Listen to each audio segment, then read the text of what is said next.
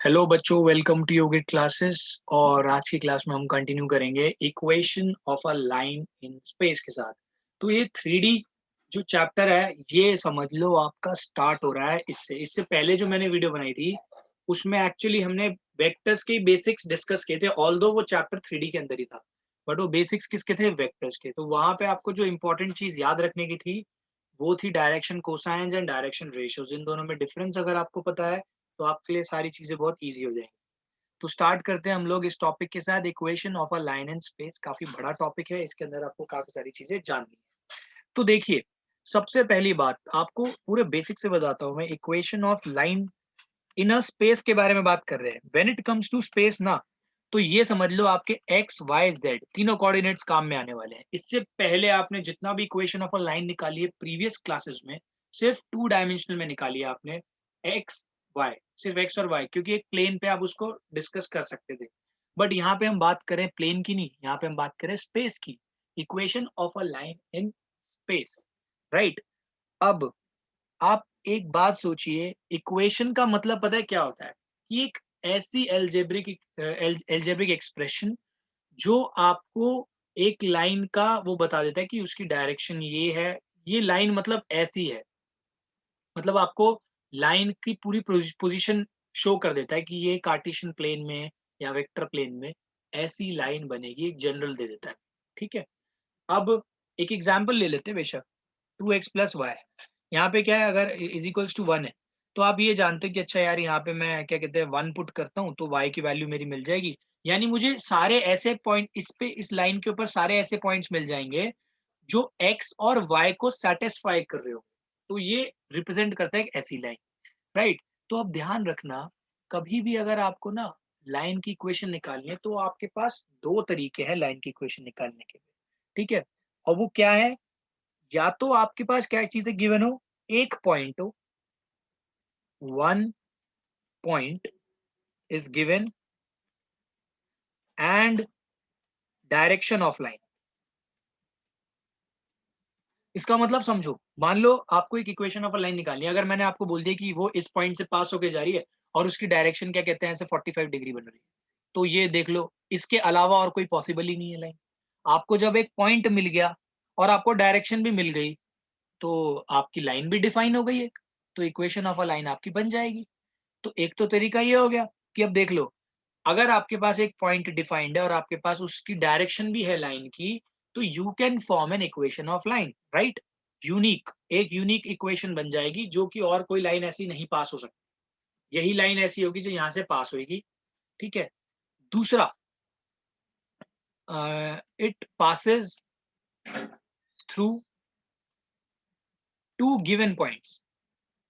ठीक है, यानी कि यहाँ पे हमें दो पॉइंट्स गिवन हो, डायरेक्शन ना हो, दो पॉइंट्स, जैसे कि एक ये पॉइंट हो गया, एक ये पॉइंट हो गया। बेटा, इन दोनों पॉइंट को ज्वाइन करते हुए सिर्फ एक ही लाइन पॉसिबल है और कोई पॉसिबल है ही नहीं। तो आप equation of a line easily निकाल सकते हो, या तो आपके पास दो पॉइंट्स गिवन हो जिससे वो लाइन पास होके जा रही है, या फिर आपके पास अगर एक पॉइंट गिवन है तो दूसरी डायरेक्शन गिवन होनी चाहिए कि भाई इस लाइन की डायरेक्शन ये है, राइट। तो ये तो हमारे पास दो केसेस हो गए।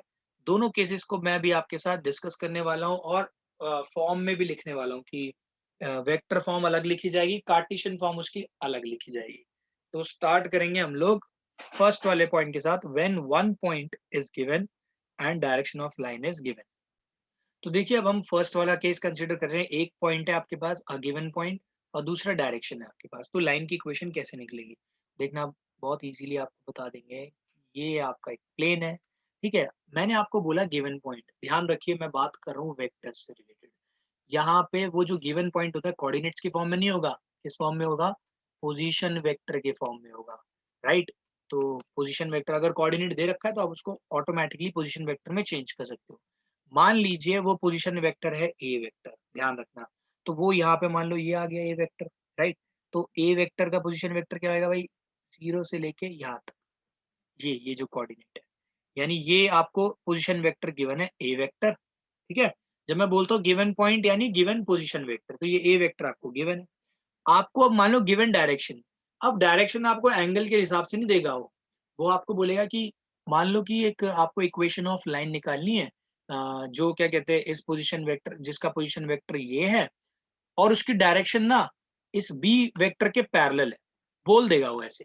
तो बी वेक्टर के पैरेलल का मतलब मान लो बी वेक्टर कहीं यहाँ पे हो सकता है, तो इसके पैरेलल का मतलब क्या, अगर मैं इसको नीचे लेके आऊं ऐसे लिख सकता हूँ इसको ऐसे। लेकिन फिर मैं इसको बी वेक्टर नहीं बोलूंगा, इसको लाइन को मैं बोलूंगा लैम्डा बी वेक्टर। ये आपको पता होना चाहिए कि जो दो लाइंस आपस में पैरेलल होती है वो क्या होती है, उसके बीच में स्केलर टर्म आ जाता है लैम्डा। आपको मैंने बताया था जो लाइन, जैसे कि अभी इससे पहले एग्जांपल दिया था I cap J cap plus K cap, दूसरी लाइन है two I cap two J cap two K cap.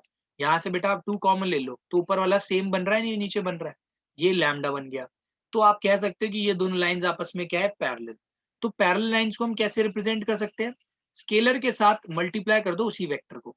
तो अगर बी वेक्टर की डायरेक्शन में बोला है तो आप उसको ऐसे लिख सकते हो, राइट। तो ये लैम्डा बी वेक्टर लिख सकते हो इस पार्ट को। ध्यान रखना ए वेक्टर रिप्रेजेंट कर रहा है ये गिवन पॉइंट को, लैम्डा बी वेक्टर रिप्रेजेंट कर रहा है किसकी डायरेक्शन में वो लाइन जा रही है, डायरेक्टेड। ठीक है।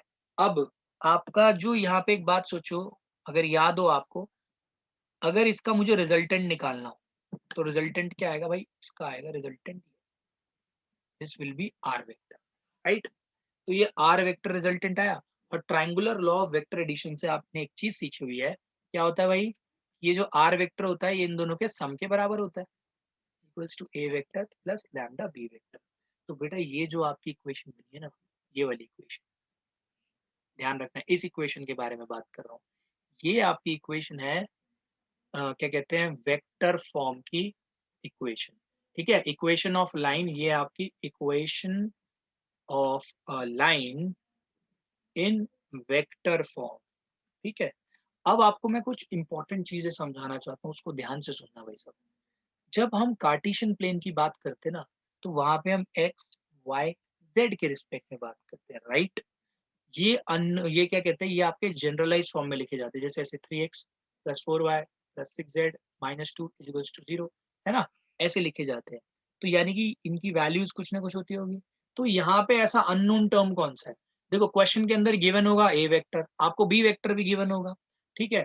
तो अब यहाँ पे अननोन चीज क्या आ गई, यहाँ पे बेटा ये है, जैसे यहाँ पे एक्स वाई जेड है ना जनरलाइज्ड टर्म्स, जिसके रिस्पेक्ट में आप इक्वेशन निकाल रहे हो, यहाँ पे होता है वो आर वेक्टर।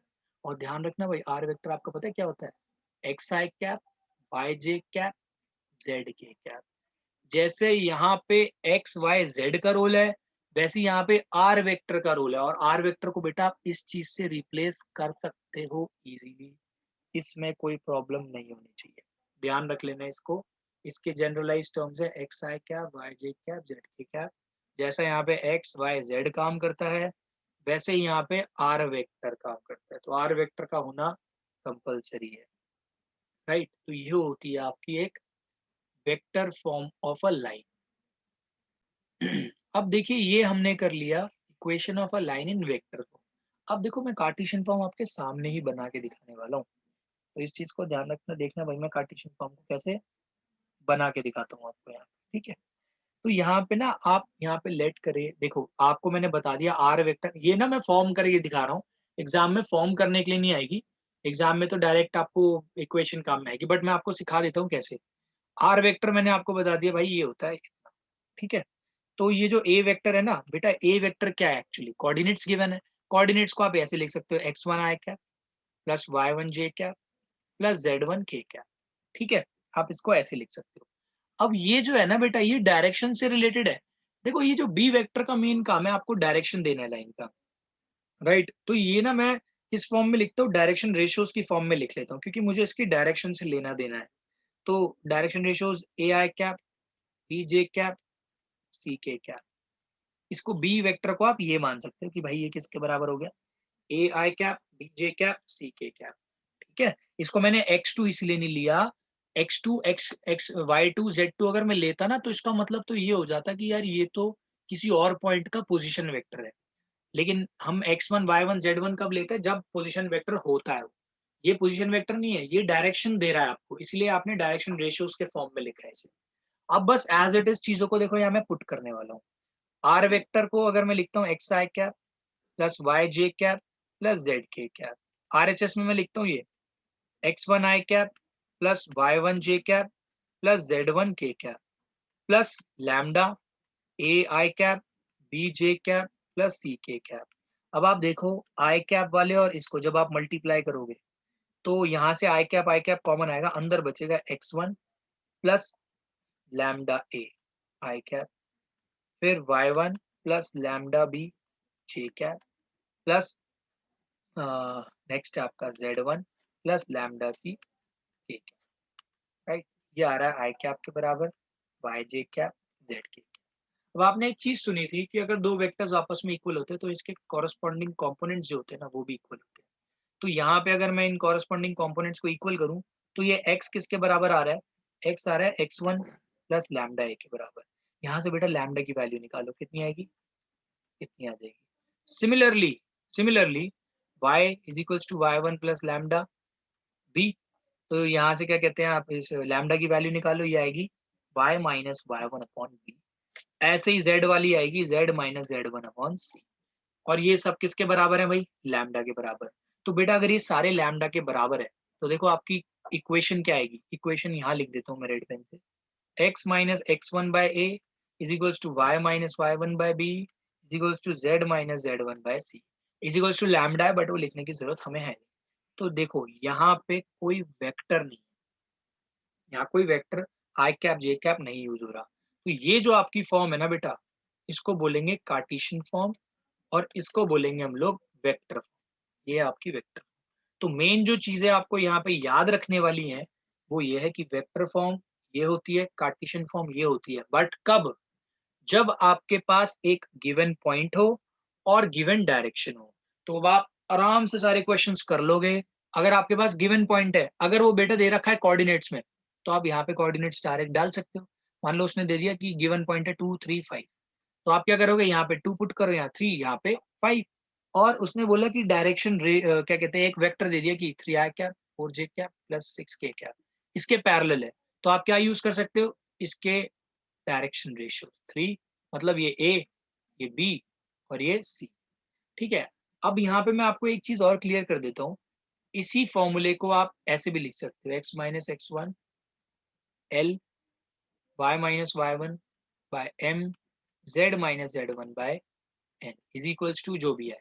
अब ऐसा मैंने क्यों किया, आपको याद होगा मैंने आपको ये लिखवाया था एल इज इक्वल्स टू ए के स्टार्टिंग में। तो यहाँ से अगर आप ए की वैल्यू निकालो क्या आएगी भाई, एल बाई के। तो अगर आप यहाँ पे एल बाई के पुट कर दो, यहाँ एम बाई के पुट कर दो, यहाँ क्या कहते हैं एन बाई के, के सारे कैंसिल हो जाएंगे, यही बचेगा। तो यहाँ पे आपका नीचे डायरेक्शन कोसाइंस भी आ सकते हैं, उस डायरेक्शन रेशियो जो आपकी जिससे डायरेक्शन मिल रही है ना, आप उसके डायरेक्शन कोसाइंस भी यहाँ पे पुट कर सकते हो, या फिर आप उसके डायरेक्शन रेशियोज भी पुट कर सकते हो। आपका आंसर सेम आना है, इस बात की गारंटी है। तो ये हो गई आपकी वेक्टर फॉर्म, ये हो गई कार्टेशियन फॉर्म। कार्टेशियन फॉर्म यहाँ पे डायरेक्शन रेशियोज यूज करें, but it is same as यहाँ पे डायरेक्शन कोसाइन यूज करें, दोनों में आंसर सेम आएंगे। रीजन सिर्फ इतना ही क्योंकि रेशियोज के टर्म्स में चल रहा है, वो उसका इफेक्ट कैंसिल आउट हो जाता है। तो ये दोनों इक्वेशंस नोट करना काफी इंपॉर्टेंट है, और मैंने आपको बेसिक्स भी समझा दी कि आई कहाँ से है इक्वेशन। अब हमने जब ये चीज पढ़ ली है तो इस पे बेस्ड ऑफ कोर्स हम एक एग्जांपल तो जरूर करेंगे, that is example number 6 of your book. तो देखना कितना इजी होगा। आपको बोला है find the vector in the Cartesian equation of the line through the point. देखो यहाँ पे आपको बोला है थ्रू द पॉइंट, तो वो पॉइंट्स आपको दे रखे हैं यहाँ पे 5 2 -4। अब ध्यान रखना, आपको बोला है कि एक आपको ऐसी वेक्टर इक्वेशन और कार्टेशियन इक्वेशन लाइन की निकाल रही है जो एक लाइन से पास हो रही है, जो क्या कहते हैं पासिस थ्रू द पॉइंट, इस पॉइंट से पास हो रही है, and which is parallel to vector. यानी देखो बी वेक्टर आपका क्या हुआ ये पहचानना है, पैरेलल टू वेक्टर मतलब इस वेक्टर के पैरेलल है। ओके, 2 जे कैप -8 के कैप इस वेक्टर के पैरेलल है। पहली बात तो बच्चों आपको ये चीज जान के रखनी है, राइट। अब ये हो गया इतना, इसके पैरेलल है, इसका ध्यान रखना। और ये जो होएगा यहाँ से ए वेक्टर क्या बनेगा, अगर आपके पास कोऑर्डिनेट्स होते तो आप पोजीशन वेक्टर इजीली फॉर्म कर सकते हो, सिखाया हुआ है आपको। तो ये क्या होगा, पोजीशन वेक्टर इसका ये हो जाएगा। आपको बेटा वेक्टर इक्वेशन निकालनी है ना, तो वेक्टर इक्वेशन तो इजीली निकल ही जाएगी भाई। तो वेक्टर इक्वेशन आपने सीखा ही हुआ, R vector is equals to A vector plus lambda B vector. बस अब आपका काम क्या, आर वेक्टर को एज इट इज रहने दो, ए वेक्टर की जगह इसको पुट कर लो 2j cap minus 4k cap, फिर यहाँ बीच में प्लस का साइन आता है, लैम्डा लगा लो, बी वेक्टर जो है बी वेक्टर की जगह बी वेक्टर रहने। तो ये आपका रिप्रेजेंटेशन किसका हो गया भाई? ये जो आपकी इक्वेशन आई है ना, ये इक्वेशन, ये है आपकी वेक्टर इक्वेशन। ठीक है, इसको हम बोलेंगे vector equation. Now let's come to the Cartesian equation. Cartesian equation, तो ये हो गई वेक्टर इक्वेशन, और अब हम निकालेंगे, इसको लिख लो, दिस इज वेक्टर इक्वेशन और ये है कार्टेशियन इक्वेशन। ठीक है, कार्टेशियन इक्वेशन क्या होगी? सीखा था आपने, x minus X one by A is equals to y minus Y one by B is equals to z minus Z one by C, right? तो क्या कहते हैं, अब आप इसको निकाल सकते हो।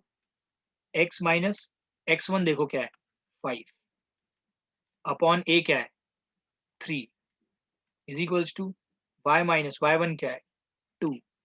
ऐसे ये कितना है, ये a है, ये b है, ये c है। मैंने बताया था आपको डायरेक्शन रेशियोज ले सकते हैं हम इसके। आप सोचोगे सर डायरेक्शन कोसाइन नहीं ले सकते? हाँ, डायरेक्शन कोसाइन भी ले सकते हो, आपकी मर्जी है, बट कोई फायदा तो होगा नहीं उसका लेने का, आपका आंसर यही आएगा। इज इक्वल्स टू ऐसे Z minus minus 4, that is Z plus 4 हो जाएगा। मैं इसको डायरेक्टली जेड प्लस 4 कर दूँ, जेड प्लस 4 अपॉन माइनस। ठीक है, ये हो गया।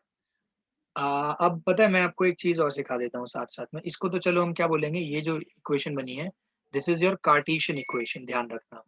अब यहाँ पे ना आपको कार्टेशियन इक्वेशन दे देंगे और पूछेंगे, ये भी पूछ सकते हैं कि बताओ कौन सा पॉइंट है ऐसा जिससे ये इक्वेशन पास हो रही है और किसके पैरेलल है। तो बेटा आप यहाँ से जज कर सकते हो कि अच्छा ये x माइनस 5 लिखा है, तो यानी कि वो 5 कॉमा 2 कॉमा माइनस 4 से पास हो रहा होगा वो पॉइंट। तो मतलब ये इक्वेशन, ये लाइन इस पॉइंट से पास हो रही है और ये पैरेलल जा रही है इसके 3i cap 2j cap minus 8k cap के। यानी आप रिवर्स साइकोलॉजी भी यहाँ पे अपना सकते हो अगर क्वेश्चन रिवर्स हो, तो आप इक्वेशन से ये दोनों चीजें निकाल सकते हो। अगर ये दोनों चीजें हैं आपके पास तो आप इससे इक्वेशन निकाल सकते हो, दैट्स इट। बस ध्यान आपको किस चीज का रखना है, काफी बच्चे क्या करते हैं, देखते हैं x माइनस 5/3 है तो वो कोऑर्डिनेट लेंगे -5। नो, फॉर्मूले में माइनस है वो, x1 तो आपका 5 ही है, इस चीज का ध्यान रखना। तो ये हो गया आपका एग्जाम्पल नंबर 6, ये एक्स्ट्रा चीज मैंने आपको बताई थी यहाँ पे, दैट्स इट। अब बच्चों नेक्स्ट पार्ट यहाँ पे है equation of a line passing through two given points. जैसे लास्ट टाइम आपको गिवन पॉइंट क्या था, एक ए वेक्टर था, है ना, और यहाँ पे क्या कहते हैं दूसरा था बी, ए वेक्टर ही था, एक ही गिवन पॉइंट था और दूसरे से डायरेक्शन मिल रही थी। यहाँ पे आपको 2 पॉइंट्स इसने एग्जैक्टली दी थी, तो यहाँ पे आपको पता क्या करना है, सिंपल है, पिछली बार जैसी ही चीज है, बस यहाँ पे एक फर्क आएगा। आपको एक चीज तो यहाँ पे मैं ये क्लियर कर देता हूँ, यहाँ पे जो बेटा ए वेक्टर होएगा ना, ध्यान रखना, ए वेक्टर, वो ए वेक्टर होगा x1 i cap y1 j cap, फिर आपका z1 k कैप, और यहाँ पे जो बी वेक्टर है वो ऑफ कोर्स दूसरा वाला हो गया, दूसरा पॉइंट गिवन है। यहाँ पे ध्यान रखना, ये जो ए वेक्टर और बी वेक्टर मैं आपको बोल रहा हूँ ना बेटा, ये है पोजीशन वेक्टर किसके, पहले पॉइंट के।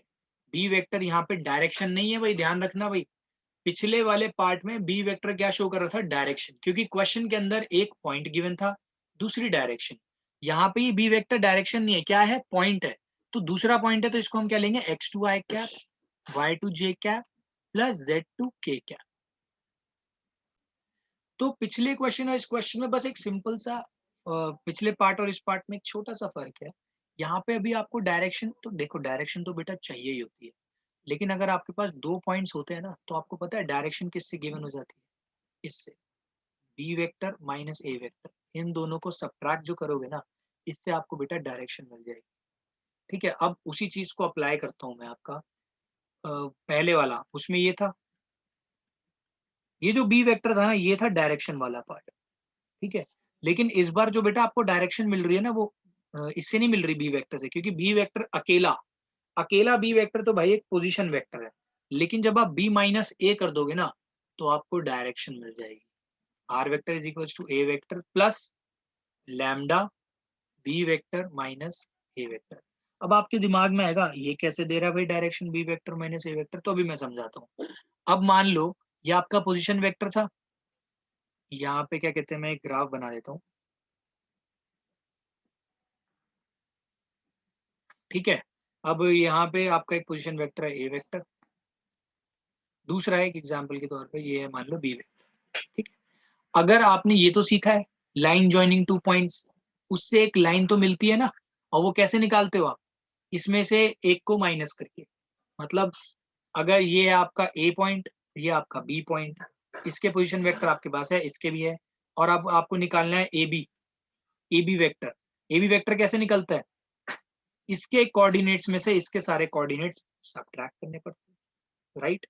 तो वो यही तो चीज है, बी वेक्टर में से ए वेक्टर सब्ट्रैक्ट करना। अब इससे मिलती क्या है आपको, एक लाइन मिलती है, राइट। ए बी वेक्टर क्या है, एक लाइन है, और एक लाइन होती है तो लाइन के पास अपनी डायरेक्शन तो होती है।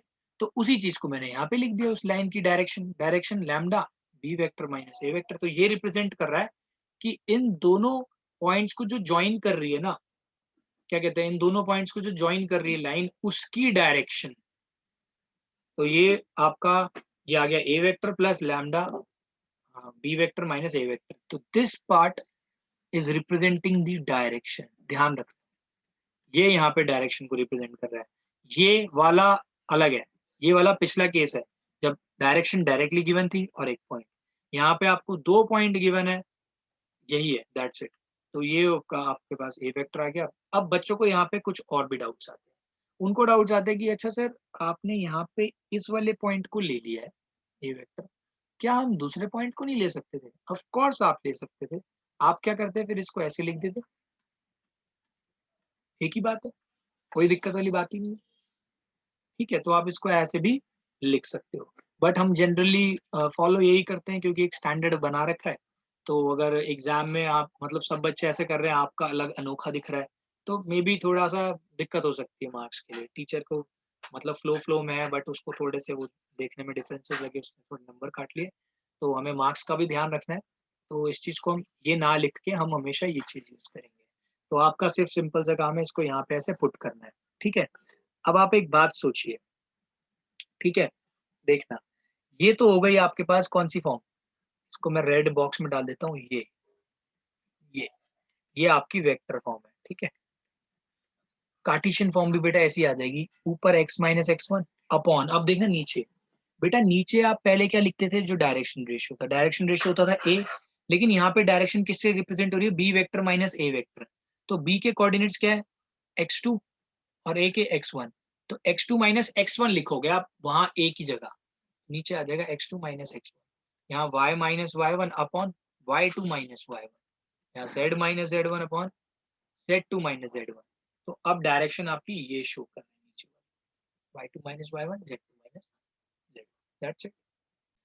अब हमने जब ये पढ़ा ही है तो अब हम इस पे एक एग्जांपल करने वाले हैं, that is example number sir 7 of your book.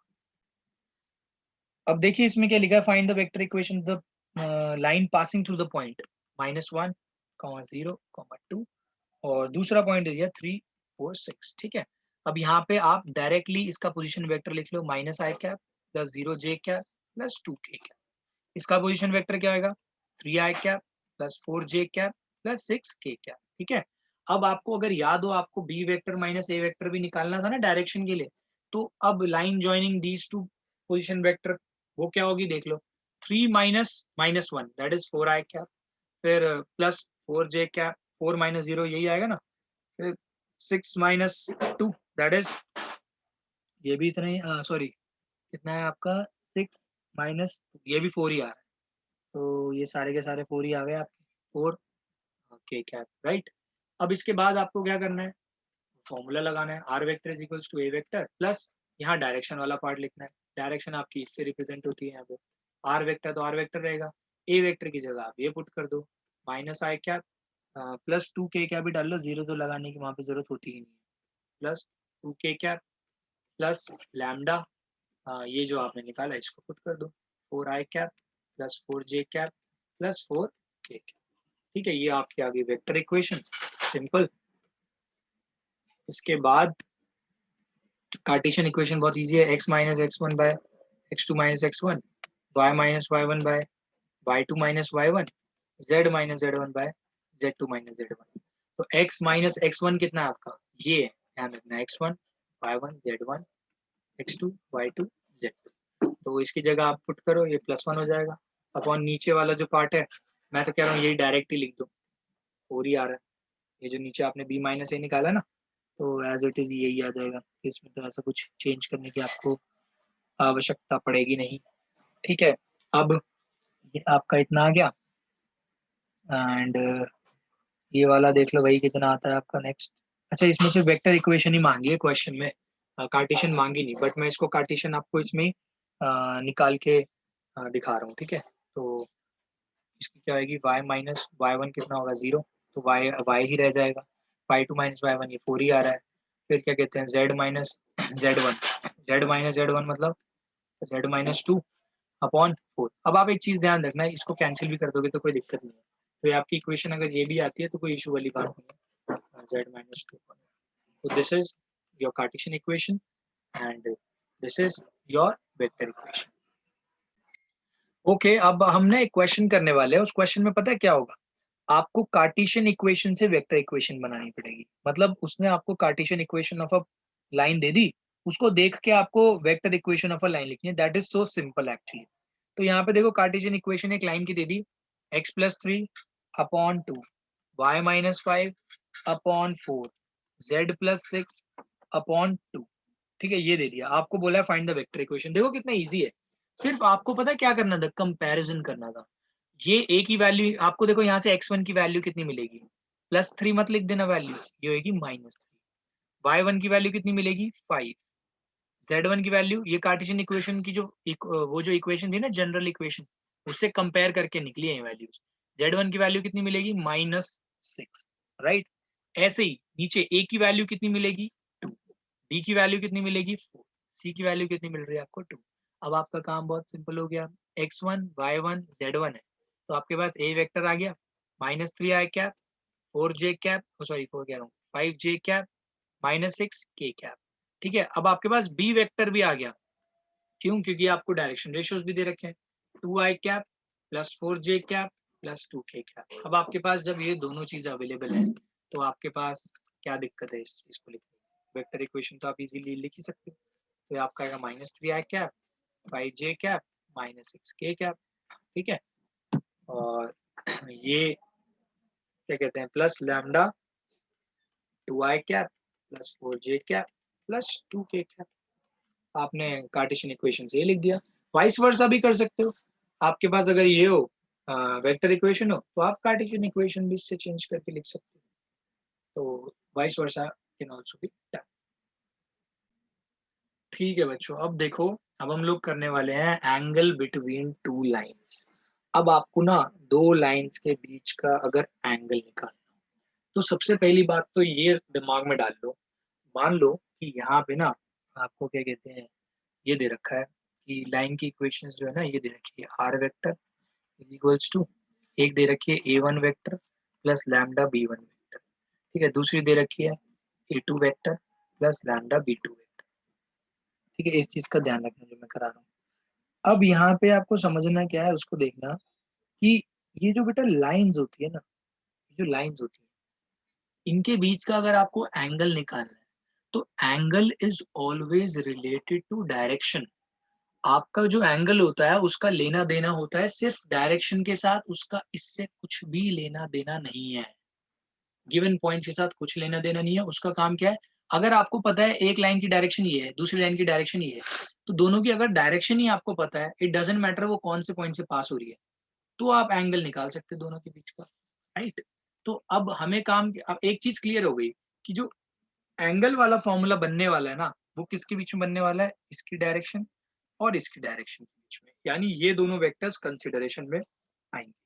तो ये वेक्टर्स कौन कौन से है, देखो आपने एंगल का फॉर्मूला सीखा हुआ है, दो वेक्टर्स के बीच में अगर आपको एंगल निकालना है, देन आपने सीखा हुआ है भाई cos theta is equals to, अगर याद हो आपको तो आपने ऐसे सीखा था। अगर इसको भूल जाओ कि ए बी है, अभी नॉर्मली बता रहा हूँ मैं, उसमें आपने ये सीखा था डॉट प्रोडक्ट, ऐसे डॉट प्रोडक्ट निकालते थे अपॉन ए वेक्टर बी वेक्टर, सब पूरे का मॉडुलस ऐसे निकालते थे, है ना। अगर ए और बी के बीच का अगर आपको एंगल चाहिए, ये वेक्टर्स में आपने सीखा हुआ है, बट यहाँ पे हमें ए और बी के बीच का नहीं चाहिए, हमें B1 और B2 के बीच का चाहिए, क्योंकि ये एक डायरेक्शन रिप्रेजेंट कर रहा है, ये दूसरी, इन दोनों डायरेक्शंस के बीच का एंगल निकालना है।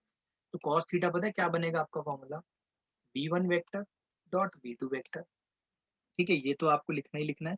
फिर इसके बाद आपको क्या लिखना है, नीचे v1 वेक्टर का मॉड v2 वेक्टर का मतलब मैग्नीट्यूड और इस पूरे का मॉड। ठीक है, तो यहाँ पे अब आप फॉर्मूला सोचना क्या बनेगा। v1 वेक्टर क्या रिप्रेजेंट कर रहा है, डायरेक्शन। डायरेक्शन कैसे करते हैं हम, डायरेक्शन रेशियो से आपको बताया था, a1 आई कैप, b1 जे कैप, c1 के कैप। और b2 वेक्टर को किससे रिप्रेजेंट करोगे, a2 आई कैप, b2 जे कैप, c2 के कैप। अब इन दोनों के अगर बेटा आपको डॉट प्रोडक्ट निकालने हैं, ध्यान रखना b1 डॉट b2 पता है ना कैसे निकालते हैं, हमें क्या करना पड़ता है, आई कैप वाला आई कैप के साथ मल्टीप्लाई होता है, आई कैप हट जाता है। तो a1 dot a2, b1 dot b2 plus c1 dot c2 upon, इसका तो आपको पता ही है भाई, ये क्या होता है मॉडुलस नीचे का, a square plus b square plus c, a one square b one square plus c one square under root a two square plus b two square plus c two square और इस पूरे का modulus. तो आपकी book के अंदर ये formula थोड़ा डायरेक्टली दिया हुआ है, तो डायरेक्टली ना भी लर्न करना, आप ये लर्न कर लोगे, that is well for you. ध्यान रखना, इसको रटना भी नहीं है, इसको सिर्फ समझना है कि एंगल जो होता है उसका पॉइंट से पास हो रही है, इससे क्या लेना देना, लाइन की डायरेक्शन क्या है उससे लेना देना होता है। एंगल और डायरेक्शन का आपस में डायरेक्ट कनेक्शन, तो इसीलिए आपने ये दोनों चीजों को कंसिडर किया है, इन दोनों के बीच का एंगल निकाला और इन दोनों के बीच का एंगल निकाला। ठीक है, तो ये हो गया आपका एंगल बिटवीन टू लाइंस, आप इजीली ऐसे निकाल सकते हो। तो अब इसमें एक चीज ध्यान रखना, इसको ये भी बोल सकते हैं कि ये वेक्टर फॉर्म में, वेक्टर फॉर्म से मैंने निकाली है। क्या कहते हैं, देख रहे हो आप, ये हम वेक्टर्स वेक्टर्स यूज हो रहे हैं। ये वाला अगर जब मैं ओपन अप कर देता हूँ तो ये कार्टेशियन फॉर्म में भी कह सकते हो कि ये कार्टेशियन फॉर्म से निकाली है। ठीक है, तो वेक्टर फॉर्म हो गई, कार्टेशियन फॉर्म हो गई। एंगल भी अलग अलग फॉर्म में निकाले जा सकते हैं, बट एंगल एंगल नहीं, मतलब एंगल को निकालने का तरीका, अगर आपके पास वेक्टर फॉर्म है तो आप ये फॉर्मूला अप्लाई कर लो, कार्टेशियन फॉर्म है तो आप ये वाला फॉर्मूला अप्लाई कर लो। आपकी मर्जी है, आपको जो फॉलो करना है वो फॉलो कर सकते हो। आपका आंसर तो लास्ट में थीटा जो भी आएगा वो तो सेम ही आएगा, कोई भी वाला मेथड आप यूज कर लो। हाँ, एग्जाम्पल करने से पहले एक चीज और जान लो कि यार अगर दो लाइनें आपस में परपेंडिकुलर है, परपेंडिकुलर मतलब कि कॉस 90 हो जाएगा, परपेंडिकुलर मतलब थीटा 90 है। तो जब आप बेटा यहाँ पे कॉस 90 पुट करोगे ना तो कॉस 90 जीरो होता है, ये इधर जाएगा जीरो हो जाएगा। तो एक्चुअल में आपकी इक्वेशन आएगी a1 a2 b1 b2 plus c1 c2 is equals to zero. तो अगर ये कंडीशन कभी होती है दो लाइन के बीच में, तो then we can say that lines are perpendicular. But अगर पैरेलल है तो पैरेलल में मैंने आपको बताया था उनके रेशियोज इक्वल आने चाहिए, a1/a2 b1/b2 c1/c2। ये चीज आप वेक्टर में कर चुके हो दोनों। तो ये जो केस आता है, ये आता है आपका पैरेलल लाइन में और ये आता है परपेंडिकुलर लाइन। ये कंडीशंस मान लो, ये परपेंडिकुलर लाइन की कंडीशन है, ये पैरेलल लाइन की कंडीशन है। अब हम करते हैं इससे रिलेटेड एक question, that is question number 9, example 9 है आपकी बुक का। तो इसमें आप देख लीजिए आपको क्या क्या दे रखा है। Find the angle between the pair of lines, आपको पेयर ऑफ लाइन दे रखी है R vector 3i cap 2j cap -4k cap plus lambda I cap 2j cap plus 2k cap. ठीक है, फिर इसके बाद दूसरी लाइन क्या दे रखी है, R vector is equals to 5i cap -2j cap plus mu, इसमें के का कोई वो नहीं, कोई नहीं, 3i cap plus 2j cap plus 6k cap. अब यहाँ पे मैंने आपको बताया था आपका काम इससे है, b1 वेक्टर और ये b2 वेक्टर। तो आप इसमें डायरेक्टली निकाल सकते हो cos थीटा क्या होगा भाई, b1 vector into b2 vector कर लो, मैं डायरेक्टली कर रहा हूँ, चलो देख लो, यही आइडेंटिटी यहाँ लगानी है आपको। ठीक है, तो ये देख लो आपका b1 इंटू बी टू करोगे तो 1 इंटू 3 3, 2 टू ज़ा 4, 6 टू ज़ा आपका आ जाएगा 12 अपॉन, नीचे देख लो भाई ये जो आएगा ये कितना आएगा, पहले b1 का जब मैग्नीट्यूड निकालोगे 1 का स्क्वायर प्लस 2 का स्क्वायर 4 प्लस 2 का स्क्वायर 4, दैट इज ये आ रहा है 3 आ रहा है आपका, इंटू नेक्स्ट वाला इसका p2 वेक्टर का 3 का स्क्वायर 9, 2 का स्क्वायर 4, 6 का स्क्वायर 36, तो 49 दैट इज 7 आ रहा है। तो ये आपका देख लो सॉल्व हो कितना आ रहा है, हाँ 4 3 7 और ये 19 19 बाय 21, 19/21 आ रहा है, किसकी वैल्यू है, कॉस थीटा की वैल्यू आ रही है। पॉजिटिव लेनी है, मॉड से हटेगा पॉजिटिव ही रहेगा, वैसे भी पॉजिटिव था, तो थीटा की वैल्यू कितनी होगी? cos inverse 19/21। दैट्स इट, हो गया। तो बच्चों जितना मैंने आपको कराया इस पे बेस्ड आप ये होमवर्क अपने आप ट्राई कर सकते हो। 11.2 एक्सरसाइज का ये जो है आपका क्वेश्चन नंबर 1 से लेके क्वेश्चन नंबर 13 तक आप इजीली सॉल्व कर सकते हो। इसके कुछ क्या कहते हैं टॉपिक रह गया है हमारा, shortest distance between two skew lines, तो और या distance between two parallel lines, वो टॉपिक हमारा रह गया है, वो हम नेक्स्ट वीडियो में कवर कर लेंगे। तो आई होप आपको ये बेसिक्स जो हैं समझ में आए होंगे अच्छे से। काफ़ी इंपॉर्टेंट चीज़ें हैं ये जानने के लिए, वरना आप प्लेन्स में और प्रॉब्लम कर सकते हो।